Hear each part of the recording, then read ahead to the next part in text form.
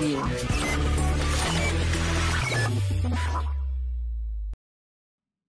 Salut à toutes et tous, bienvenue dans cette seconde session Twitch liée à l'AZ700, le réseau dans Azure. Donc le but aujourd'hui, c'est de parler de différents sujets ensemble. Le premier sujet, ça va être le peering, c'est-à-dire comment relier deux réseaux virtuels entre eux, que ça soit, encore une fois, via le peering ou via le VNet to VNet, qui est ni plus ni moins qu'un VPN site à site entre deux VNet Azure.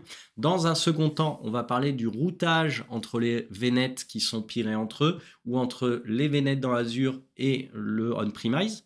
Donc on verra que pour pouvoir router les paquets, soit vous allez vous appuyer sur les systèmes routes, qui sont des tables de routage qui sont gérées par Azure, sur lesquelles vous n'avez aucune maîtrise, ou soit vous allez utiliser ce qu'on appelle les UDR, les User Defined Routes, qui vont vous permettre de créer vos propres tables de routage et de les appliquer à des subnets et non pas à des VNet.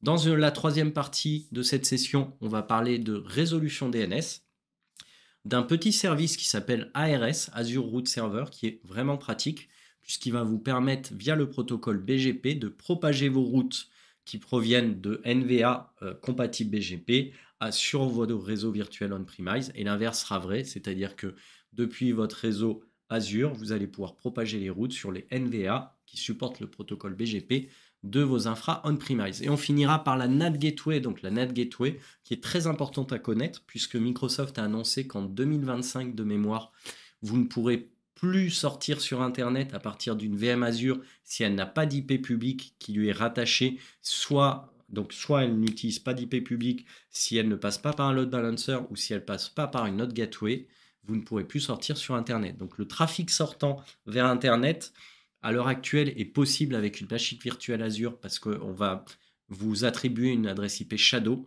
mais en 2025, ça ne sera plus le cas. Donc il va falloir mettre à jour vos infrastructures, soit en bénéficiant d'une IP publique, soit en bénéficiant d'une NAT Gateway qu'on va voir ce soir, soit en bénéficiant d'un NAT Load Balancer. Je vais y arriver. Si on a le temps, mais je pense qu'on n'aura pas le temps, on va parler de VPN site à site. Et en gros, si on arrive déjà à finir la name resolution, l'Azure Route Server et la NAT Gateway ce soir, ça voudra dire quoi? Ça voudra dire qu'on aura fini le premier module de cette formation. Voilà le programme plutôt chargé d'aujourd'hui. Donc, ce que je vous propose, c'est qu'on attaque directement. Mais avant d'attaquer, rappelez-vous, à chaque fois que vous suivez une formation Twitch, faites les labs. Il y a des labs qui sont fournis par Microsoft et qui sont très utiles. Je vous envoie le lien des labs dans le chat.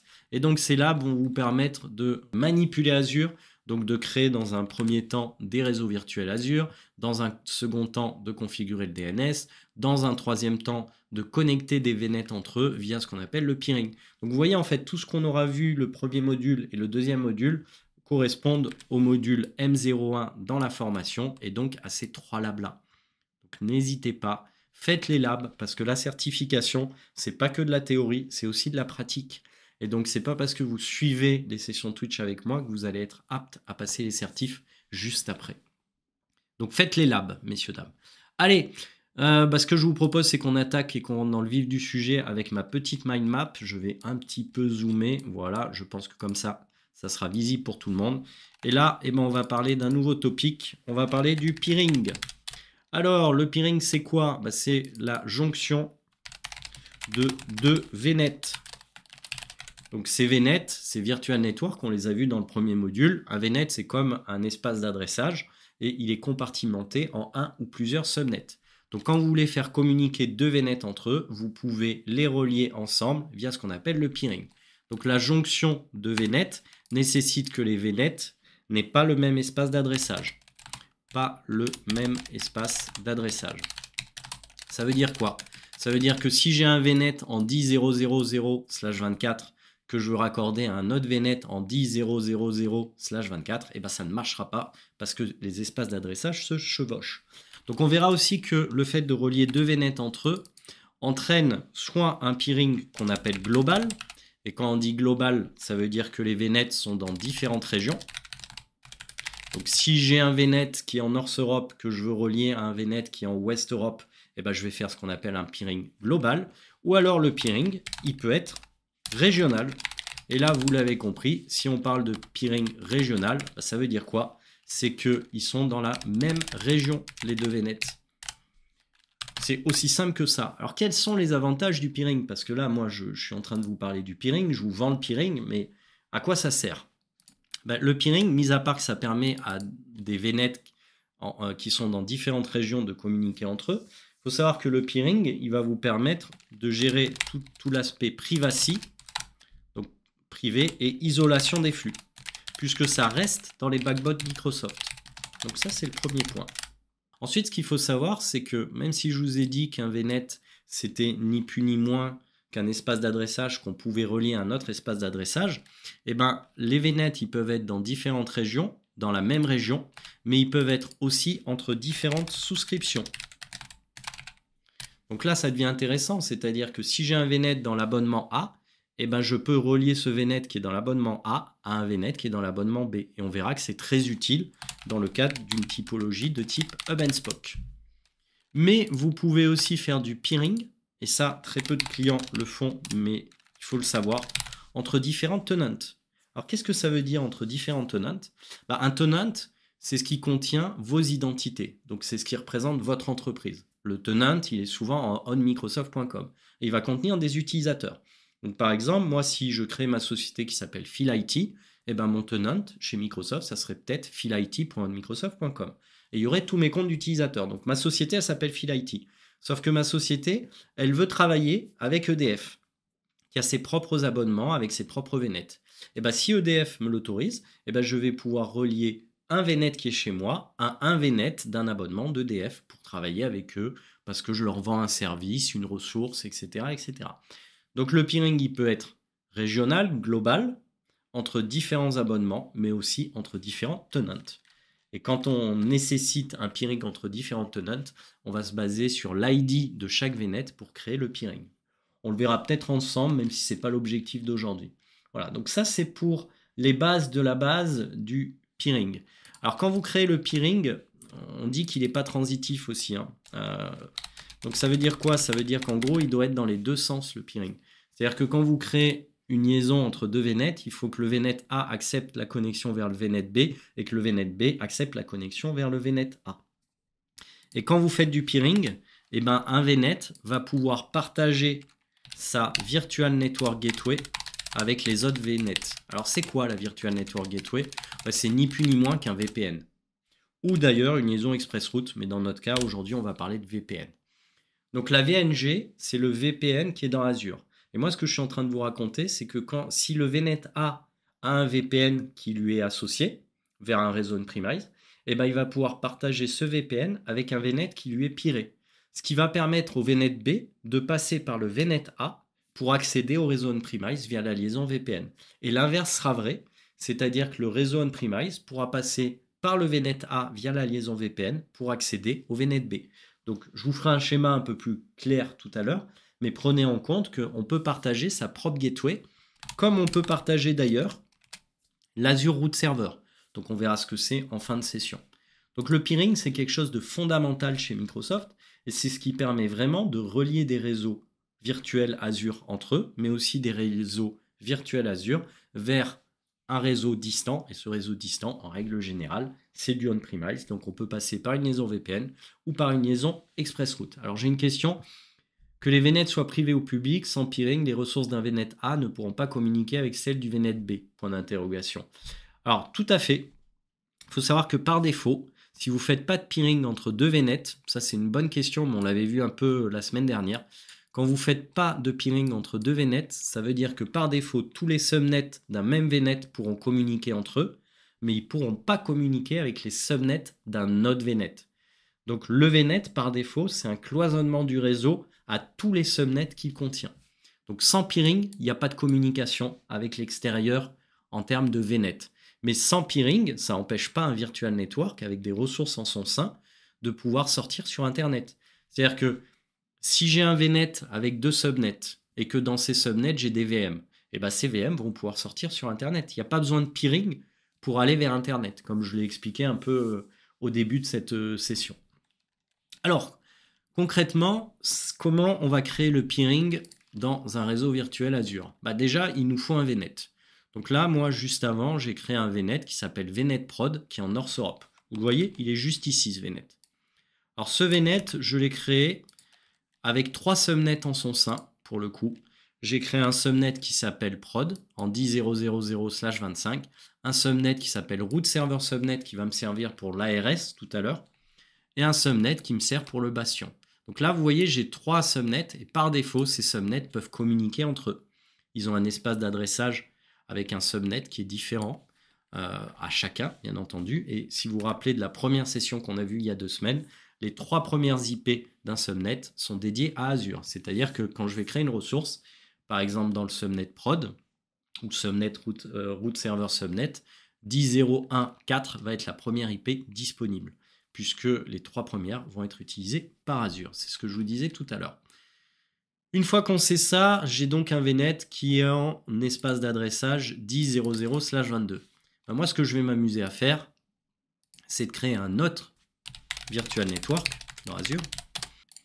Et ce Virtual Network, ben cette fois, je ne vais pas le mettre en North Europe, je vais le mettre en France centrale. Et je vais l'appeler VNet B. Donc j'ai un VNet prod et un VNet B. Et ce VNet B, bah, par contre, je vais lui prendre un espace d'adressage. Donc vous voyez, hop, je fais un add espace d'adressage. Hop, je vais lui prendre un espace d'adressage en 192.168.0.0/ et je vais prendre du 24. Vous voyez, je fais exprès de ne pas prendre le même espace d'adressage que celui du VNet prod. Et puis je vais lui créer un autre subnet, puisque pour rappel, un VNet ne peut pas être créé sans subnet, que je vais appeler dev, et qui va prendre, bah, dans mon exemple, l'intégralité de l'espace d'adressage dévolu au VNet B. Donc mon VNet B, il est en 192.168.0.0/24 et je vais créer qu'un seul subnet que je vais appeler dev en 192.168.0.0/24. Et là, je fais un review and create. Et là, après quelques instants, je fais un create. Et donc, mon deuxième VNet est créé. Mais les deux ne peuvent pas communiquer entre eux puisque je n'ai pas créé de peering. Donc la prochaine étape, bah, c'est d'aller sur un de mes deux VNets. Donc je vais prendre le VNet prod et je vais aller dans peering en bas à gauche. Et en faisant ça, je vais créer un peering dans les deux sens. Donc de VNet prod vers VNet B, de VNet B vers VNet prod.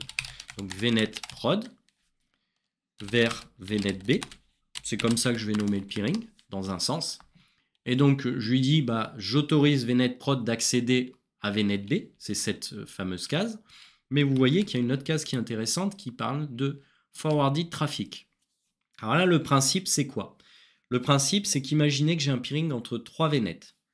J'ai VNet A qui est peeré avec VNet B et VNet A qui est peeré avec VNet C. Donc VNet A, c'est ce qu'on appelle le hub. Il est peeré avec le B et il est peeré avec le C. Sauf qu'imaginez que le B et le C veulent communiquer entre eux. Ils ne sont pas peerés entre eux. Comment ils vont faire? Eh bien, ils vont transférer le trafic à VNet A. Et c'est ce qu'on appelle du forwarded traffic. C'est-à-dire qu'en cochant ces cases, je vais dire à VNet prod, si tu reçois un flux qui ne t'est pas destiné, mais qui est destiné à un VNet avec lequel tu es peeré, alors en gros, tu fais du passe-plat. Tu autorises le transfert de ce flux. Et c'est exactement ce que je vais faire ici. C'est-à-dire que si je fais ça, et ben si j'ai 3 VNet peerés, je vais pouvoir forwarder le trafic en tant que VNet prod. Ensuite, je vous ai dit tout à l'heure qu'on pouvait partager cette passerelle VPN avec les VNet qui me sont peerés. Et ben c'est ici que ça se passe. C'est-à-dire que ici, si je veux, je vais pouvoir soit bénéficier d'une passerelle VPN distante, c'est-à-dire imaginez que VNet B a une passerelle VPN vers mon on-premise. Et ben en cochant cette case, je vais dire à VNet prod, hey, essaye d'accéder à la passerelle VPN de VNet B. Donc ça, c'est le principe. Et puis, encore une fois, si VNet B a la liaison VPN, et ben je vais aller sur VNet B, je vais lui dire, publie ta liaison VPN, donc ta Remote Network Gateway, avec les VNet qui te sont peerés. Donc en fait, ça se fait en 2 temps. VNet B dit OK, je partage ma liaison VPN et les VNet peerés disent OK, j'utilise la liaison VPN de VNet B. Dans mon cas, il n'y a pas de liaison VPN. Donc j'ai fait ça dans un sens et je vais créer le peering dans l'autre sens. Donc cette fois, je dis de VNet B vers VNet prod. Et là, je vais choisir le VNet B et avec les mêmes options, je vais pouvoir peerer les deux VNet dans les deux sens. Donc vous voyez, j'ai fait dans un sens ici, et si on remonte, je fais dans l'autre sens. Et donc ça veut dire que quand je vais faire add, ce que va faire Azure, c'est qu'il va recréer, regardez, deux peerings. Deux VNet prod vers VNet B, deux VNet B vers VNet prod. Et là, on est sur un peering qu'on appelle global, messieurs, dames. Pourquoi il est global? Parce que VNet prod et VNet B sont dans deux régions différentes. J'ai VNet B qui est en France centrale et j'ai VNet prod qui est en North Europe. Donc, ils sont dans deux régions différentes. Donc, ça veut dire que je peer entre Dublin et Paris deux réseaux virtuels avec deux espaces d'adressage différents. Et donc, ça va permettre à Azure de voir ces deux VNet comme un seul et même VNet. Alors ça, c'est intéressant aussi. C'est-à-dire que quand on va parler de routage du trafic après, vous verrez qu'au final, pour Azure, le peering de deux VNet, ça correspond à un seul gros VNet. Donc là, regardez, ça a marché, ce que j'ai fait. Je suis bien en connected. Donc ça veut dire que les deux VNet sont peerés. Et donc si je mets une VM dans VNet prod et que je mets une VM dans VNet B, les deux vont pouvoir communiquer soit via du ping, soit via du RDP, etc. en fonction des protocoles que je laisserai passer via les NSG et via, bien entendu, les tables de routage dont on va parler tout à l'heure. Donc voilà globalement ce que j'avais à vous dire pour le peering. Et si on devait revenir un peu sur un schéma technique, vous voyez ici, j'ai un VNet que je vais appeler le hub. Et ce VNet, il est raccordé à un autre VNet qu'on appelle VNet 0 et à un autre VNet qui s'appelle VNet 1, comme vous le voyez. Mais concrètement, si je veux que le hub communique avec un autre VNet, il va devoir passer par un des VNet sur lequel il est peeré. Donc dans mon cas, si je veux que le hub communique avec un VNet tiers, qui serait ici, que je vais appeler VNet B, il faudrait que je fasse ça. Et pour faire ça, il faudrait qu'ici, j'ai un routeur. Et ce routeur, ça peut être Azure Firewall. Comme ça peut être aussi une machine Linux sur laquelle vous mettez du routage, donc IP table, ou ça peut être une machine Windows dans laquelle vous ajoutez le rôle Routing and Remote Access. C'est vraiment, comme on dit, up to you en anglais. Mais sachez que quand vous avez 3 VNet peerés, vous avez obligatoirement nécessité d'utiliser un routeur pour router les paquets entre les réseaux. Et que Microsoft, vous l'avez compris, propose son service pass qui s'appelle Azure Firewall. Alors, qu'est-ce que j'avais à vous dire d'autre sur le peering? Ça fait déjà pas mal. Non, je pense qu'on a tout vu. Donc là, vous le voyez, typiquement, on est dans un peering de type global. Alors, pourquoi je dis qu'il est global, ce peering? Parce que vous avez une région Est-US avec deux VNet en son sein qui est raccordée à une région Ouest-Europe. Donc là, on est carrément entre deux plaques géographiques, entre les États-Unis et l'Europe, pour relier 3 VNet entre eux. Et là, ce qui est intéressant, c'est que ces VNet sont reliés tous les uns entre les autres. Donc on n'est pas dans une topologie de type hub and spoke, on est vraiment dans une topologie où tous les VNet peuvent communiquer entre eux. Si on veut rentrer dans une topologie de type hub and spoke, vous verrez dans les schémas d'architecture Microsoft qu'on est vraiment dans une logique de NVA, de Network Virtual Appliance, donc de routeur qu'on va mettre dans le hub. Alors, il y a Natouille66 qui dit on ne peut pas faire d'erreur dans la config. On peut toujours faire des erreurs, forcément, mais je dirais que si les espaces d'adressage sont identiques, Azure te dira tu ne peux pas peerer. Donc faire des erreurs, au pire tu peux relier deux VNet qui n'étaient pas prévus pour être reliés entre eux. Ça peut être une faille de sécurité, voilà l'erreur que tu peux commettre, mais en soi, ça s'arrêtera là. Après, il ne faut pas oublier que vous avez un surcoût, parce que quand vous reliez des VNet de différentes régions, vous allez payer le trafic entre ces VNet, entre les différentes régions. Voilà, donc c'est plutôt en termes de sécurité qu'il peut y avoir un problème. Les peerings ne sont pas transitifs. Le fait de cocher forwarding connection n'est pas de la transitivité, non. Alors, on va en parler un peu plus tard, mais non, justement, ce n'est pas la transitivité telle que tu l'entends à ELF 10. En gros, le forwarding connection, c'est vraiment un trafic qui ne m'est pas destiné, je le transfère à un autre. Ce n'est pas la transitivité comme on l'entend. On en parlera après. Peut-on faire un peering sans configurer des UDR? Oui, Melvid. Et en fait, c'est ce que j'ai fait. C'est-à-dire que quand tu as deux VNet entre eux, Melvid, tu peux sans problème mettre une VM dans chacun des VNet et faire pinguer les VM entre elles. Donc, tu n'as pas besoin d'UDR. En fait, tu auras besoin d'UDR quand tu auras 3 VNet pirés et que dans le VNet Hub, tu auras un routeur. Là, tu vas devoir créer une UDR, mais on va le voir juste après. Donc c'est pour ça que je n'en parle pas. C'est la différence entre VLAN. C'est quoi la différence, je pense que tu veux dire, Mohamed, entre VLAN et VNet? Bah, en fait, il n'y a pas de différence en soi. C'est juste que bah, tu as un VLAN que tu utilises pour une terminologie on-premise, dans lequel tu vas avoir des sous-réseaux. Et dans Azure, bah, un VNet, bah, c'est un espace d'adressage que tu vas compartimenter en sous-réseaux. Donc en soi, c'est la même chose. Sauf que c'est pas la même terminologie. Bah, c'est déjà pas mal tout ce qu'on a vu là-dessus. On a vu les VNet, donc ça, on est pas mal. On va attaquer maintenant. Alors, bah, on va attaquer justement les UDR et les systèmes routes. Alors là, je vous conseille de vous accrocher parce que ça va pas être simple. Alors, les systèmes routes, c'est des tables de routage gérées par Microsoft.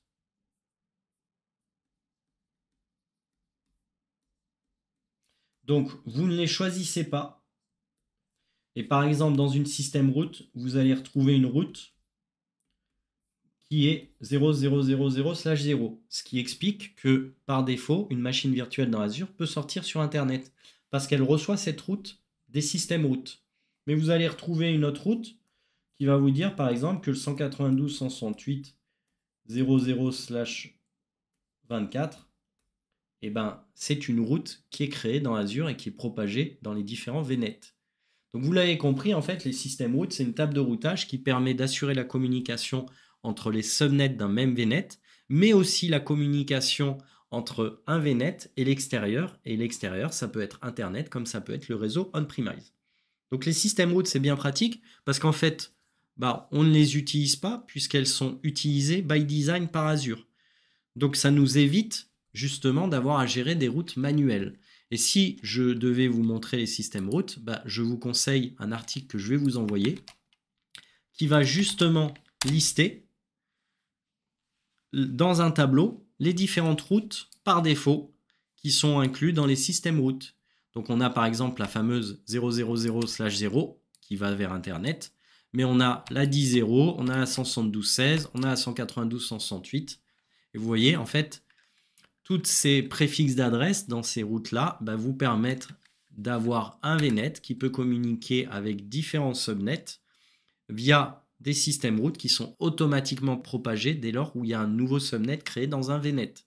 Donc le principe, c'est que dès que je vais créer un nouveau subnet dans un VNet, il va recevoir ces systèmes routes et ça va permettre aux différents subnets de communiquer avec ce nouveau subnet. Et c'est vachement pratique parce que ça évite de gérer des tables de routage autrement que dynamiquement.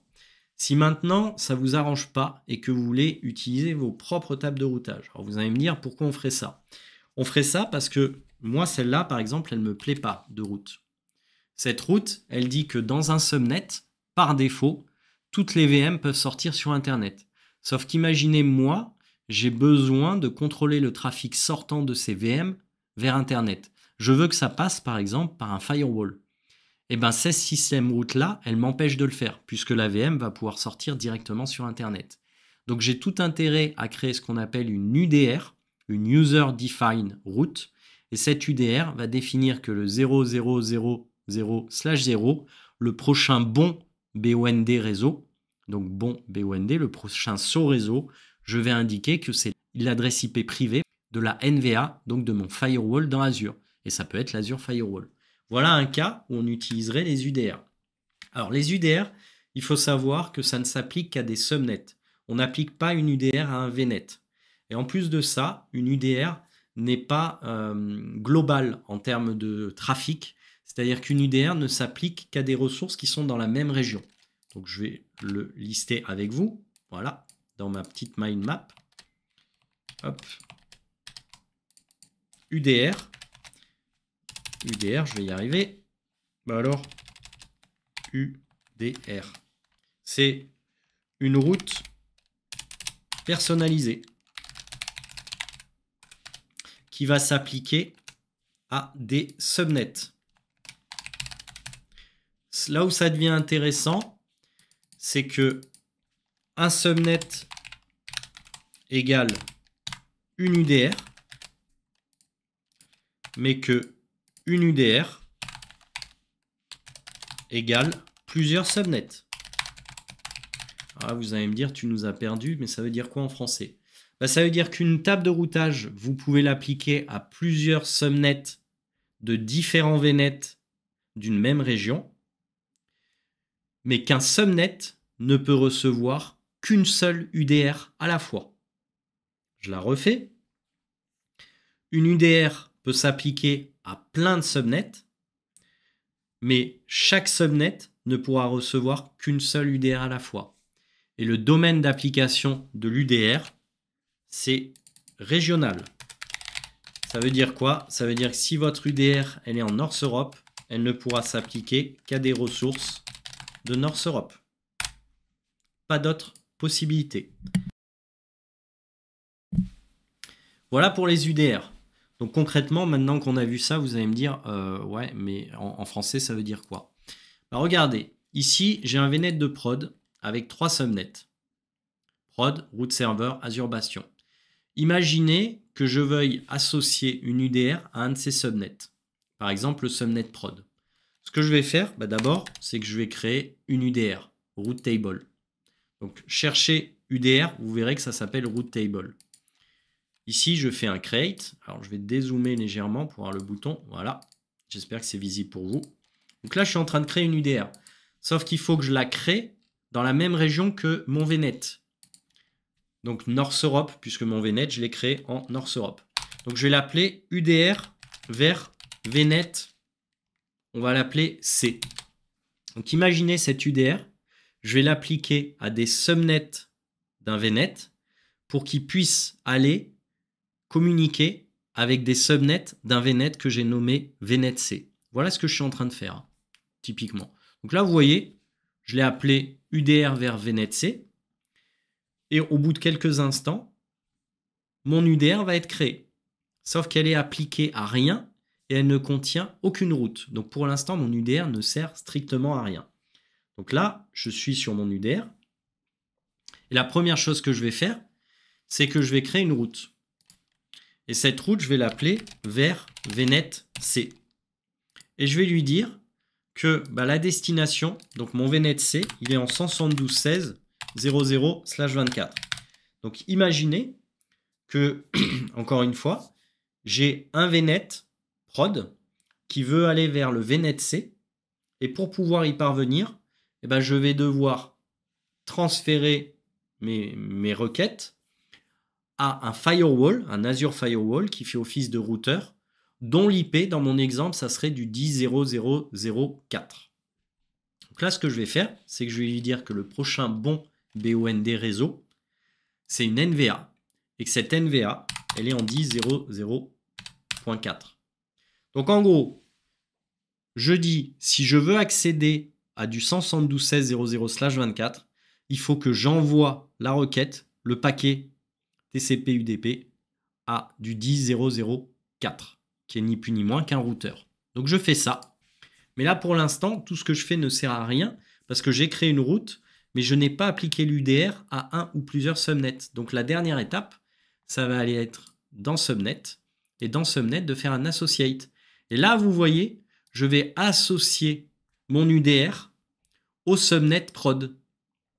Et donc, ça veut dire que toute VM dans mon subnet prod qui voudra aller vers le réseau 172.16.00/24 devra passer par un Azure Firewall qui est représenté par l'IP privé 10.0.0.4.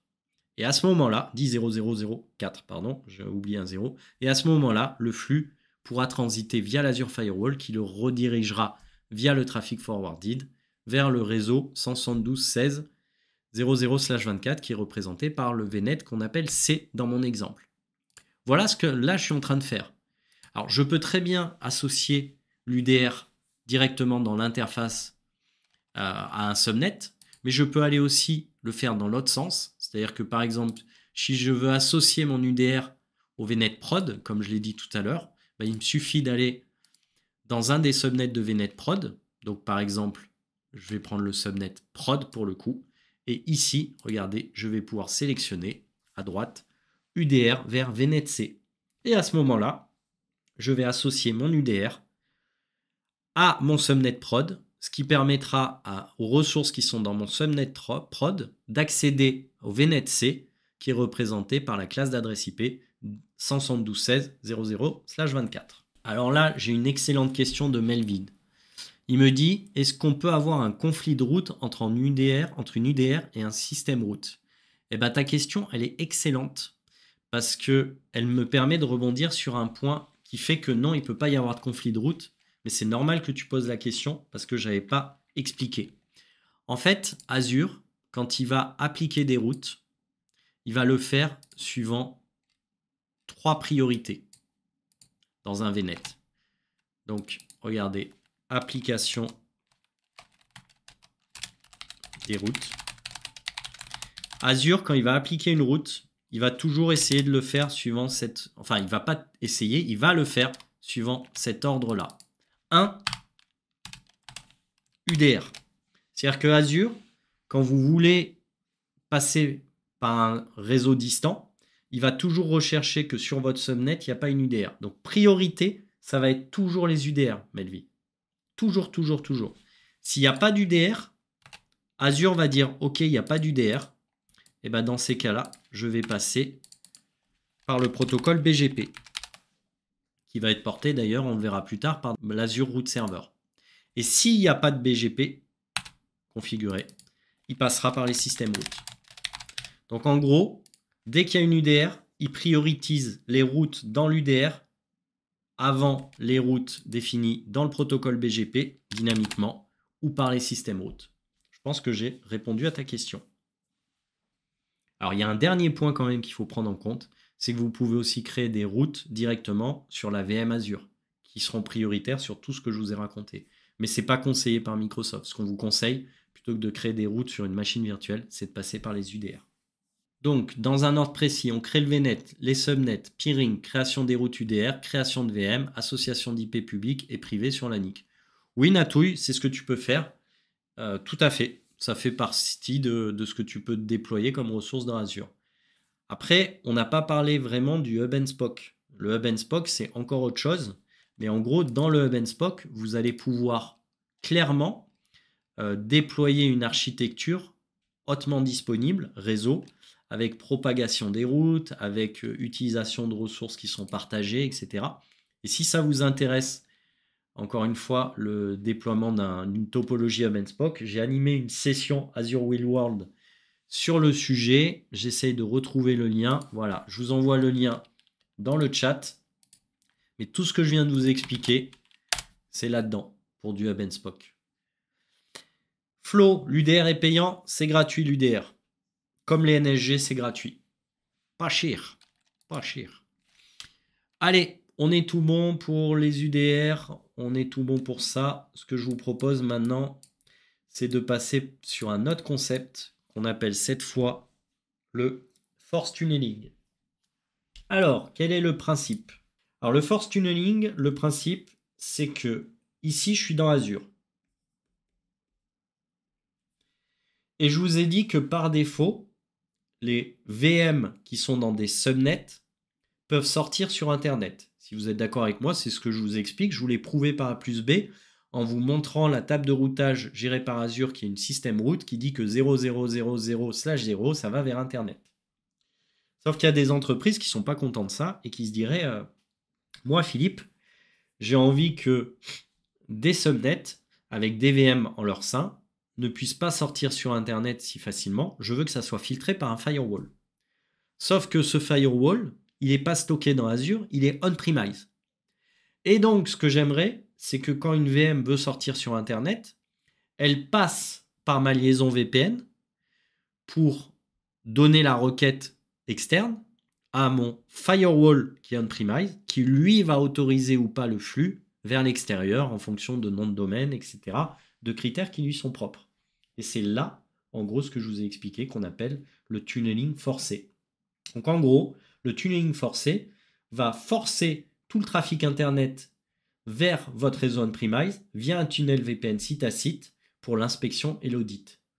Et si on ne configure pas le tunneling forcé, ça veut dire que par défaut, le trafic Internet en provenance de vos machines virtuelles Azure se fait toujours à travers l'infrastructure réseau de Microsoft, sans aucune possibilité d'inspecter ou de vérifier le trafic.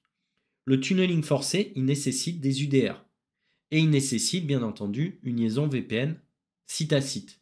Les UDR, vous allez les appliquer dans notre cas au subnet backend et middleware.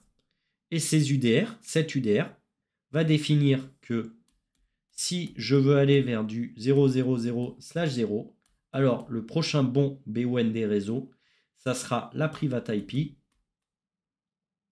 de mon VPN, de mon firewall, pardon, et pas de mon VPN, de mon firewall on-premise. C'est ça le principe. Et donc, ça veut dire que si je fais ça et que j'applique cet UDR à mes deux subnets backend et middleware, dès l'instant où une VM de ces deux subnets va vouloir sortir sur Internet, le flux va être redirigé vers la liaison VPN au firewall on-premise qui autorisera ou pas le trafic. Mais vous le voyez dans le schéma, il est intéressant parce que cet UDR, je l'ai appliqué à backend et middleware, mais je ne l'ai pas appliqué à front-end.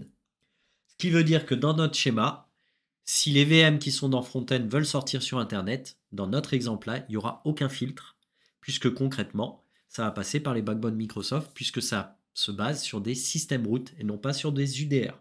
Donc voilà pour le force tunneling, ce que j'avais à vous dire. On va passer maintenant à un service que j'affectionne particulièrement qui s'appelle l'ARS, l'Azure Root Server. Alors en quoi il consiste ce service? C'est un service d'abord, c'est du PaaS. Donc c'est pas une VM, c'est vraiment un service qui est managé par Microsoft. Et le principe, c'est que l'ARS, via le protocole BGP, va être chargé d'échanger des informations de routage directement avec n'importe quel NVA qui prend en charge ce protocole BGP et bien entendu le SDN, le Software Defined Network Azure. Sans que vous ayez à configurer ou gérer des tables de routage manuellement. Dit autrement, vous n'avez pas besoin d'UDR avec l'ARS. Alors la première chose à savoir, c'est que l'ARS échange des informations de routage, mais il ne gère pas le routage. Et ça, c'est hyper important parce que souvent les clients confondent.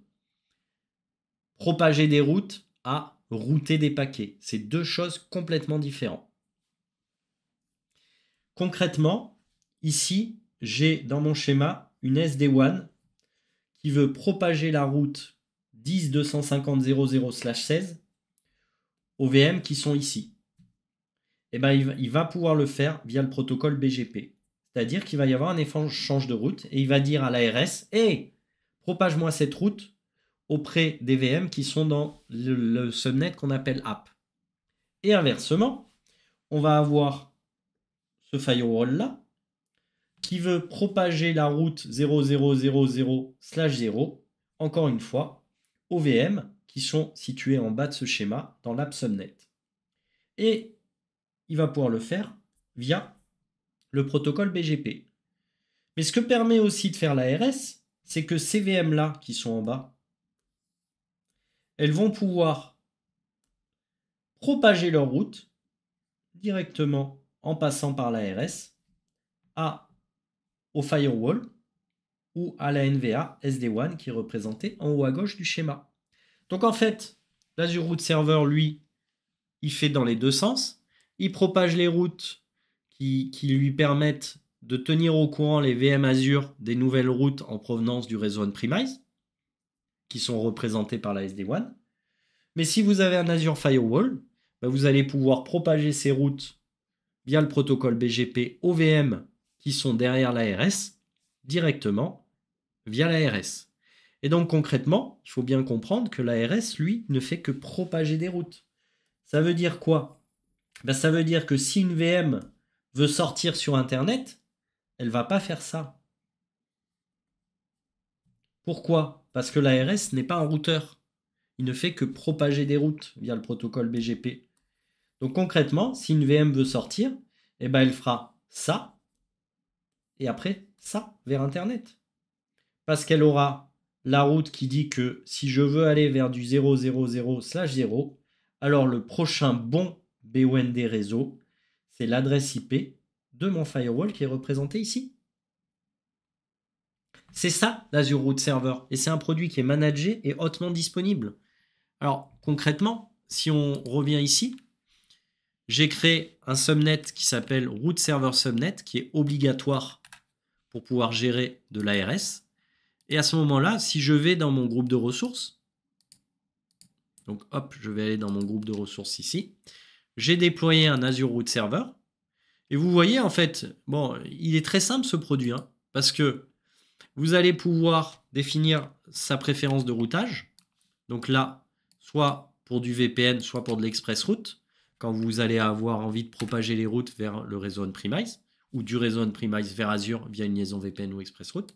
Et ici, vous allez ajouter les adresses IP de vos NVA, l'ASN associé, qui est un numéro unique pour chaque NVA, pour qu'ils puissent se pirer à ces NVA. Donc dans mon schéma, c'était l'ASD1 et le firewall, pour commencer à échanger les routes. Donc vous voyez, il est hyper simple ce produit. Il est peu connu, mais il est hyper puissant. Pardon. Et en fait, quand vous le créez, il vient avec deux adresses IP qui correspondent à la 1.4 et la 1.5, qui correspondent aux deux premières IP disponibles dans le subnet qui lui est dédié. Et vous voyez, son numéro ASN, c'est le 65 515, et vous devrez le configurer aussi du côté, bien entendu, de vos NVA. Voilà ce que c'est Azure Route Server. C'est un service qui est peu connu, mais qui est très utile. Et depuis quelques temps maintenant, j'ai vérifié avant cette session, on gère ce qu'on appelle le peering. Donc vous allez pouvoir peerer des réseaux entre eux et avoir un seul ARS qui va gérer la propagation des routes entre les différents VNet qui sont peerés avec le VNet dans lequel il est positionné, donc dans le subnet dont je vous ai parlé tout à l'heure. Alors j'ai une question. Est-ce qu'on peut router le trafic vers Azure Firewall avant de le router vers on-premise? Oui, tout à fait. À Oasis, donc comment on ferait? On créerait une UDR. Cette UDR, on l'appliquerait au subnet. On définirait une route en 0,0,0/0. Le prochain bon réseau, ça serait l'Azure Firewall. Et quand l'Azure Firewall recevrait le flux, plutôt que de l'envoyer vers Internet, il routerait le paquet vers la passerelle VPN, vers le réseau on-premise. Ça marche aussi. Même si ce n'est pas le cas d'usage que j'ai démontré, mais ça marche aussi. Voilà pour l'Azure Route Server. Voilà ce que j'avais à vous dire dessus. Allez, on continue. Cette fois, on va parler d'un autre service qui va être très utile, que j'ai tenté de vous expliquer au début quand j'ai introduit les sujets. On va parler d'un service qu'on appelle la NAT Gateway. Alors pourquoi il va être très utile? Vous allez me dire, pourquoi tu nous en parles? Parce que je vous ai dit en introduction de ce module que Microsoft avait annoncé que en 2025, les VM ne pourraient plus sortir sur Internet si elles ne respectent pas trois critères. Le premier critère, c'est que la VM a une IP publique. Si elle n'a pas d'IP publique, elle ne pourra plus sortir sur Internet. Mais si une VM n'a pas d'IP publique, elle peut passer, deuxième critère, par un Azure Load Balancer qui va lui porter l'adresse IP publique de la VM qui veut sortir sur Internet. Donc on parle vraiment du outbound. C'est-à-dire tout ce que je vous explique, c'est pas Internet qui veut accéder à votre VM, parce que votre VM c'est un site web. C'est votre VM qui veut sortir sur Internet. Donc premier critère, la VM ne pourra pas le faire si elle n'a pas d'IP publique. Si elle n'a pas d'IP publique, vous pourrez lui permettre de sortir sur Internet si elle est dans un cluster de type Azure Load Balancer. Donc elle fait partie d'un pool de nœuds et elle peut sortir sur Internet en utilisant l'adresse IP publique du Load Balancer. Troisième possibilité, si vous n'avez pas d'IP publique, si vous n'avez pas d'Azure Load Balancer, vous pourrez utiliser le service qu'on appelle NAT Gateway. Alors, qu'est-ce que ce service? Eh bien, le principe du NAT Gateway, c'est que votre NAT Gateway, elle va porter jusqu'à 16 IP publics quand vous la créez. 16 IP. Et ces adresses IP, hop, je tourne un peu pour que vous voyez, vont être utilisées par les VM qui voudront sortir sur Internet. Donc en fait, votre NAT Gateway, elle peut avoir jusqu'à 16 IP attribués. Et chaque VM qui voudra sortir sur Internet utilisera une de ces 16 IP. Une même IP peut être utilisée par plusieurs VM. Mais ça, on le verra plus tard. Dans mon schéma, c'est plutôt intéressant, j'ai enlevé l'IP public à ma VM. C'est-à-dire que là, vous le voyez, cette VM-là, elle n'a pas d'IP public. Imaginez, on est en 2025, elle veut sortir sur Internet. Elle ne pourra plus, sauf si elle passe, entre autres, par la NAT Gateway, qui va porter l'IP public de sortie sur Internet. Donc comment ça se passe? Ça se passe que pour accéder à ma VM, comme je n'ai pas de liaison VPN, moi pour la démo, j'ai créé un bastion. Le bastion va me permettre d'accéder à la VM via, dans mon cas, le port RDP. Et après, quand je ferai un IP config sur la VM, vous verrez que ma VM n'a pas d'IP public. Et donc pour pouvoir sortir sur Internet, elle passera par la NAT Gateway. Donc je vous montre concrètement ce que je vous raconte. Oui, tu pourrais, mais ça te coûterait cher à ELF. Par rapport à ta question, est-ce qu'on peut le faire via un ALB dont le pool est constitué uniquement de la VM en question? Tu pourrais, mais ça veut dire que tu payes quand même l'Azure Load Balancer et son IP public. Donc moi, je te conseille plutôt de passer, encore une fois, par une NAT Gateway. Donc dans mon groupe de ressources, messieurs, dames, j'ai créé une NAT Gateway. Elle est ici. Et à cette NAT Gateway, je crois que je lui ai attribué plusieurs IP. C'est ça, regardez. Je lui ai attribué, je crois, 4 IP.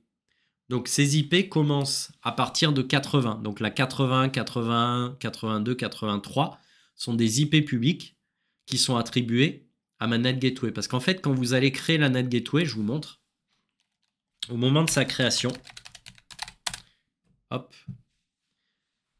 voilà, vous allez définir dans Outbound IP, soit que la NAT Gateway porte une IP publique, soit qu'elle porte, regardez, jusqu'à 16 adresses IP publiques. Moi, j'ai choisi du /30, ça veut dire que ma NAT Gateway, elle porte que 4 IP publiques. Bon, j'ai qu'une VM en même temps. Mais vous voyez qu'elle peut porter jusqu'à 16 IP contiguës. Donc moi, ce que j'ai fait, c'est que j'ai créé en avance de phase une NAT Gateway. Elle est là. Elle porte donc 4 IP publiques.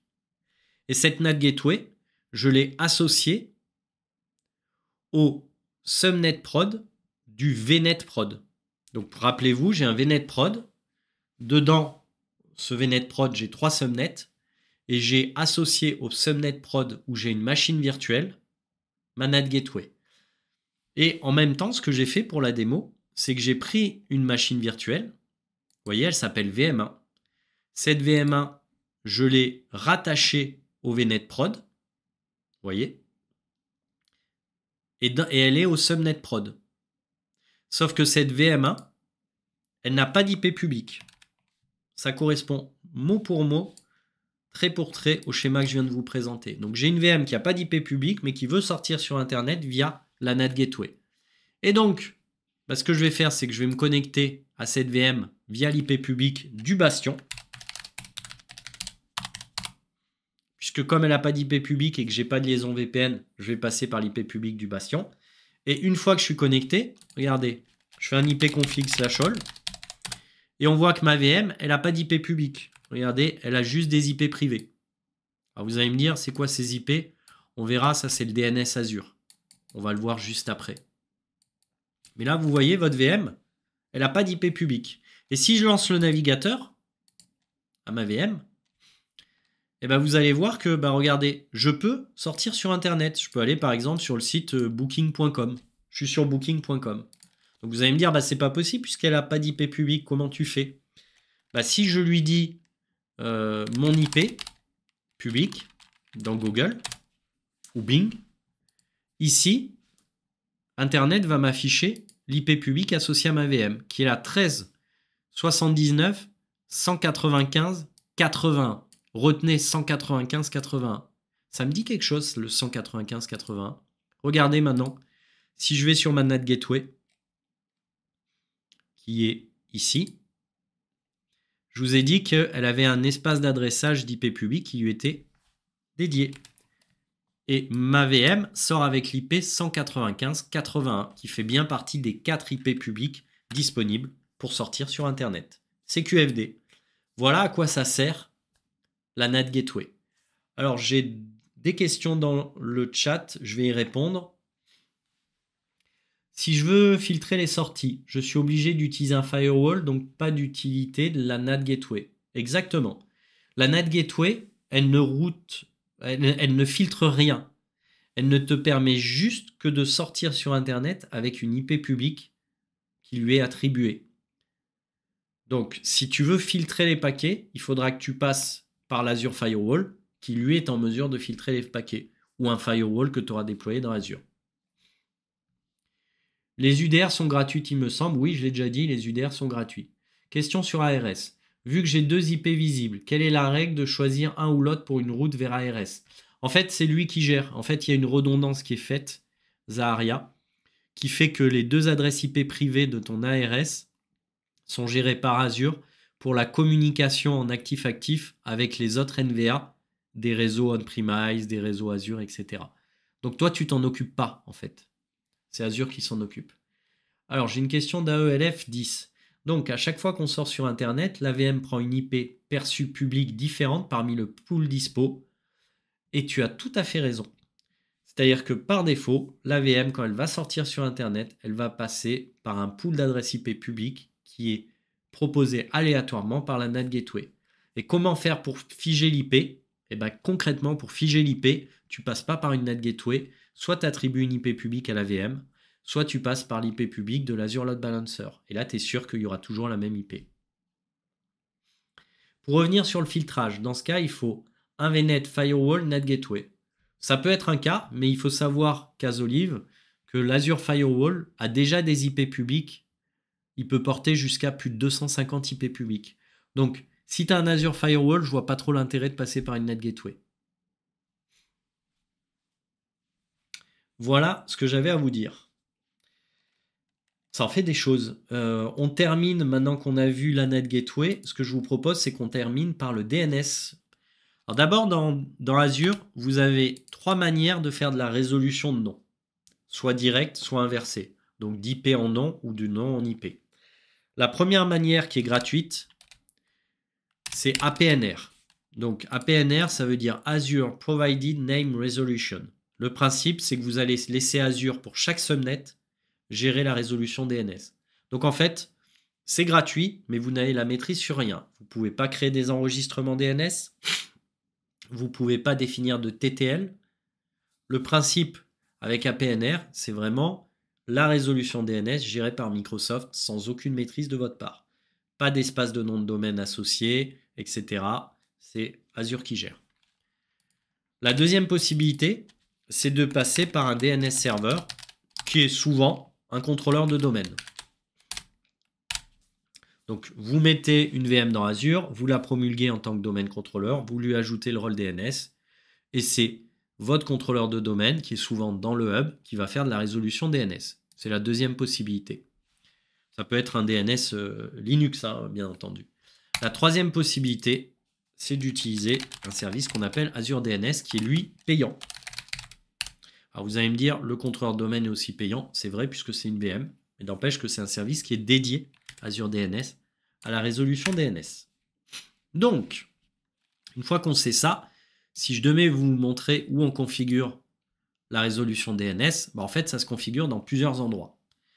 Le premier endroit où ça se configure, c'est au niveau d'un VNet. Si je suis dans le VNet prod, j'ai DNS Server en bas à gauche. Et là, regardez, par défaut, je suis en APNR. C'est-à-dire, c'est Azure qui gère la résolution DNS. Je peux très bien lui dire, gère la résolution DNS à partir d'un contrôleur de domaine qui est en 10.0.0.4. Je dis n'importe quoi en termes de contrôleur de domaine. Je n'ai pas de contrôleur de domaine avec le rôle DNS, mais c'est un exemple pour vous montrer. Et ce qui est intéressant, c'est que si vous avez une liaison VPN vers le on-premise et que via cette liaison VPN, vous avez des serveurs DNS, et ben vous allez pouvoir faire la résolution DNS en passant par votre liaison VPN. Donc ça, c'est la deuxième possibilité. Mais on va dire que ce n'est pas ce qui nous intéresse le plus. Nous, ce qui nous intéresse le plus, c'est de passer pour la résolution DNS, encore une fois, par un service qui s'appelle Azure DNS. Mais avant de passer et de vous expliquer ce que c'est Azure DNS, on va quand même se rappeler ce que c'est que DNS. Donc DNS, Pour rappel, c'est une hiérarchie de noms de domaine. Et ça part toujours de la racine qui est représentée par un point. Et après la racine, vous allez avoir des domaines de niveau qu'on appelle supérieur. Par exemple, vous allez avoir du .com, du .com, on va avoir du net, du .fr, etc. Et vous avez même des domaines de second niveau, par exemple org.uk, pour dire que ça vient de Grande-Bretagne et que c'est gouvernemental. Voilà le principe. Ça, c'est vraiment DNS dans sa base. Ensuite, comme je vous l'ai dit, vous avez au niveau DNS, vous avez des recherches directes ou inversées, selon que vous vouliez convertir une IP en nom ou un nom en IP. Enfin, convertir, c'est pas le mot, ça serait plutôt résoudre. Une fois qu'on sait ça, il faut savoir que dans Azure, vous avez un service qui s'appelle donc Azure DNS. Et ce service, encore une fois, il est payant. Et je pense que c'est quand même important de le prendre en compte. Donc ce service, il est livré avec plusieurs possibilités. La première, c'est de créer ce qu'on appelle une DNS zone. Alors une DNS zone, ça vous permet d'héberger, DNS zone, ça vous permet d'héberger les enregistrements DNS d'un domaine à vous, d'un domaine particulier, on va dire. Pour commencer à héberger votre domaine dans Azure, vous devez créer une zone DNS pour ce nom de domaine. Et chaque enregistrement DNS pour votre domaine est ensuite créé à l'intérieur de cette zone. Donc à partir de là, je vais pouvoir créer des enregistrements de type A, de type AAA, de type MX pour Mail Exchanger, etc., etc. Donc pour créer une zone DNS avec un nom de domaine dans le DNS Azure, vous ne devez pas forcément être propriétaire du nom. En revanche, vous devez être propriétaire du domaine pour pouvoir configurer les serveurs de nom, qu'on appelle des NS, Name Server, pour pointer vers le nom de domaine auprès d'Azure, en gros. Donc si je résume, je me suis amusé ici à créer dans un groupe de ressources une zone DNS qui correspond au nom de domaine philit.com. Ce nom de domaine, pour être transparent avec vous, je ne le possède pas. Donc il n'est même pas à moi, mais j'ai pu créer un nom de domaine dans Azure, sauf que au final, si on fait de la résolution, comme les name servers sont ceux d'Azure, mais que je n'ai pas modifié les name servers sur le vrai domaine philit.com auprès de mon registre de nom de domaine, au final, la résolution, ce que je fais là, ne sert à rien. Ce qu'il faudrait que je fasse, c'est que j'aille sur le nom de domaine philit.com si j'étais le détenteur et que je remplace les name servers par ceux d'Azure. Et là, la résolution de nom pourrait se faire. Mais pour mon exemple, ça va me permettre de créer des enregistrements. Donc là, vous voyez, j'ai la possibilité de créer un enregistrement, par exemple web.server-web de type A dans Azure. Je peux créer des enregistrements NS comme name server, des enregistrements TXT, des enregistrements MX, des CNAME pour qu'un sous-domaine pointe vers un record, etc., etc. Et là, je vais définir par exemple l'adresse IP de ma VM Azure sur laquelle j'aurais installé par exemple 2IS ou Apache. Et à partir de là, théoriquement, si vous tapez web.philit.com, si j'étais encore une fois le propriétaire du nom de domaine, vous tomberiez sur ma VM Azure, tout simplement. Donc ça, c'est la première possibilité. C'est de créer ce qu'on appelle une zone DNS. Et cette zone DNS, elle va vous permettre l'enregistrement DNS d'un domaine particulier. Et vous allez toujours avoir deux types de serveurs DNS. Vous avez un serveur DNS qu'on appelle faisant autorité, qui va héberger les zones DNS, qui va répondre aux requêtes DNS pour les enregistrements de ces zones uniquement. Et on a un serveur qu'on appelle récursif, qui n'héberge pas de zone DNS, mais lui, il va répondre à toutes les requêtes DNS qui lui parviennent en appelant des serveurs DNS qui font autorité. Donc il y a aussi ce concept de serveur DNS faisant autorité sur une zone, de serveur DNS récursif qui lui fait pas autorité mais va transférer la requête au serveur DNS faisant autorité. On va pouvoir créer des enregistrements, modifier le TTL, etc., etc. Donc ça, c'est la première possibilité avec Azure DNS. Deuxième possibilité à disposition des clients, c'est ce qu'on appelle les Private DNS. Donc là, en gros, ça prend en charge uniquement les domaines DNS accessibles sur Internet. Mais il gère également, pour la petite histoire, les zones DNS privées. Et ce qui va être intéressant, c'est que vous allez pouvoir mapper cette zone DNS privée à des VNet Azure pour faciliter la résolution. Concrètement, je vais aller dans Private DNS Zone. On retrouve mon nom de domaine philit.com. Sauf que là, je peux créer des enregistrements. Mais ce qui est intéressant, regardez, c'est que je vais pouvoir relier cette zone DNS privée à des VNet Azure. Ce qui va permettre, quand il va y avoir des ressources de ces VNet qui voudront résoudre des noms en philit.com, de s'adresser directement à la zone DNS privée hébergée dans Azure. Donc ça, c'est la deuxième possibilité. Donc c'est plutôt pratique.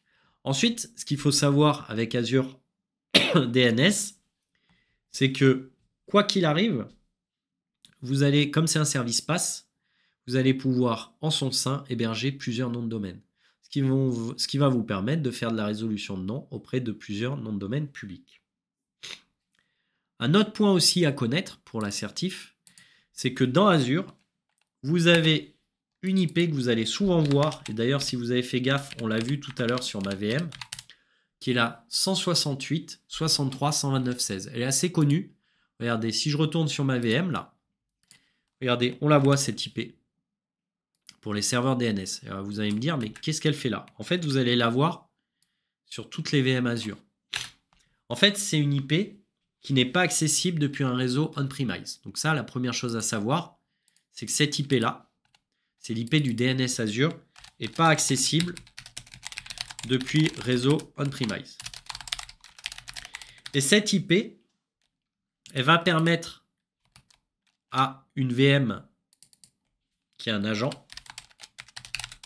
de dire à la plateforme Azure, hey, je suis une VM et je suis ready. Donc, je suis en état de communiquer. Donc, la première chose, c'est que cette IP, elle est utilisée pour faciliter la communication entre la VM Azure et Azure dans son intégralité.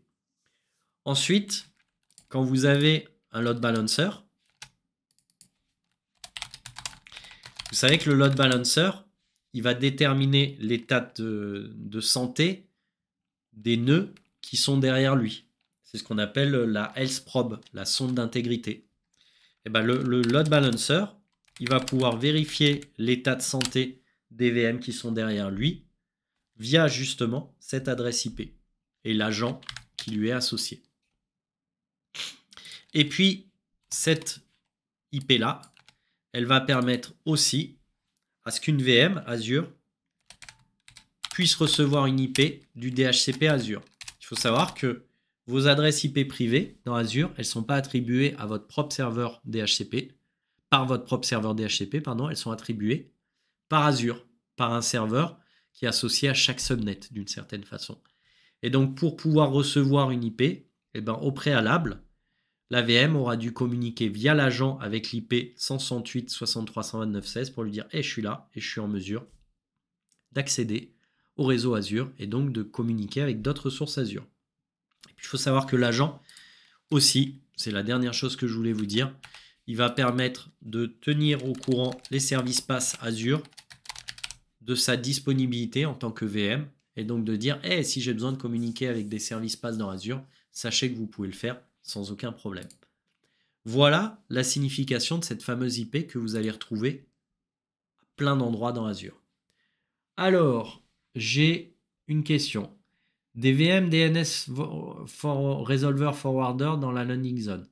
VM Linux ou Windows pour les requêtes entrantes de l'on-premise data center. Après, il y a le nouveau service manager Azure DNS Resolver. Du coup, on n'a plus besoin de VM dans VM DNS Forwarder aussi. Alors là, tu parles de traffic forwarding pour les requêtes DNS et on ne le verra pas dans ce module-là. J'espère que cette seconde session Twitch dédiée à la Z700 vous a plu. Aujourd'hui, qu'est-ce qu'on a vu ensemble? On a vu le peering qui est ni plus ni moins que le raccordement de deux VNet entre eux. On a vu qu'on pouvait gérer des routes au travers d'UDR, des routes personnalisées, mais qu'on pouvait aussi s'appuyer sur les systèmes route Azure. On a vu aussi que Microsoft proposait un service qui s'appelait ARS Azure Route Server qui vous permet de propager les routes dans vos réseaux virtuels Azure, et l'inverse est vrai avec le on-premise via le protocole BGP. On a vu la Net Gateway qui permet à des ressources Azure de sortir avec des IP publics qui sont portés par ce service, ô combien important. Et on a fini par la résolution DNS. On a vu qu'on pouvait utiliser par exemple les zones DNS privées dans Azure ou des zones DNS publiques pour lesquelles on aurait rattaché le nom de domaine à Azure. À bientôt tout le monde. Salut!